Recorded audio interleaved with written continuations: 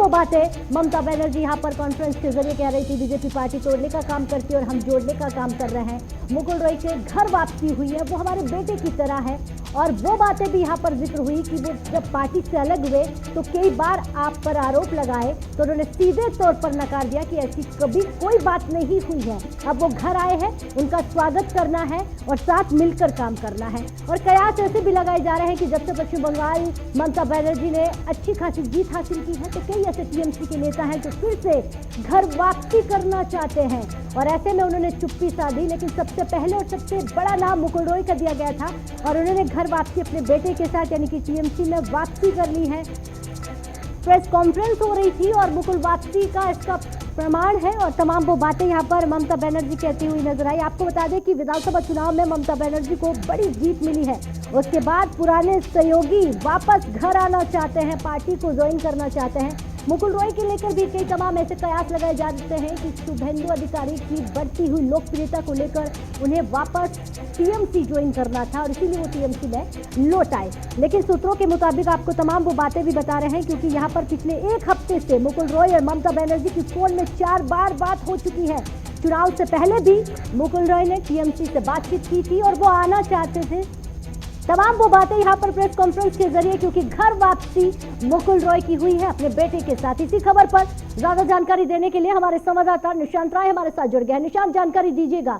मुकुल रॉय अपने बेटे के साथ घर वापसी कर रहे हैं और ऐसे में ममता बनर्जी उनका स्वागत कर रही है। क्या कयास लगाए जा सकते हैं कि और भी ऐसे नेता हैं जो टीएमसी में फिर लौट कर आना चाहते हैं, क्योंकि पश्चिम बंगाल की बड़ी जीत के बाद कुछ ऐसा ही बताया जा रहा है?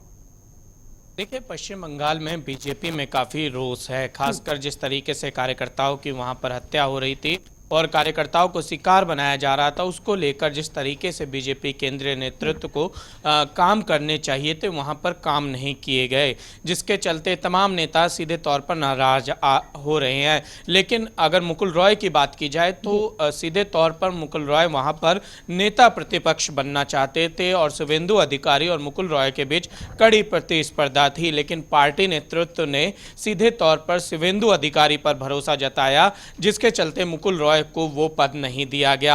अब ऐसे में मुकुल रॉय के सामने तमाम तरह की परिस्थितियां थी, क्योंकि जिस तरीके से उनका टीएमसी में कद रहा था वो ममता बनर्जी के बाद नंबर 2 के नेता माने जाते थे और ममता बनर्जी के बेहद करीबी नेता माने जाते थे। लेकिन बीजेपी में तमाम नेता हैं पश्चिम बंगाल में, ऐसे में मुकुल रॉय को अपने राजनीतिक अस्तित्व जो है ज़्यादा बेहतर नहीं लगा और उन्होंने एक बार फिर घर वापसी कर दी। जिस टीएमसी को छोड़कर निशांत राय, इस घर वापसी में एक सवाल है, क्या वही कद वही पद फिर से मुकुल रॉय को मिल पाएगा?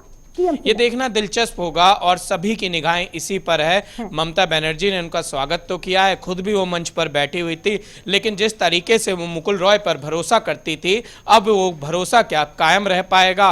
और मुकुल रॉय ने जो तमाम तरह की टिप्पणियां की थी चुनाव के दौरान ममता बनर्जी के ऊपर, उन टिप्पणियों का क्या असर होगा? हालांकि उनकी टीएमसी में वापसी हो गई है और वापसी भी पूरे सम्मान के साथ हुई है, लेकिन वो सम्मान अब मुकुल रॉय का कितना बनेगा ये आने वाला वक्त तय करेगा। चलिए, बहुत बहुत शुक्रिया तमाम जानकारी देने के लिए। लेकिन ये देखने वाली बात होगी कि अब उनको कितना सम्मान मिलेगा। और तमाम टिप्पणियों को नकारते हुए ममता बनर्जी ने उनका भव्य स्वागत किया।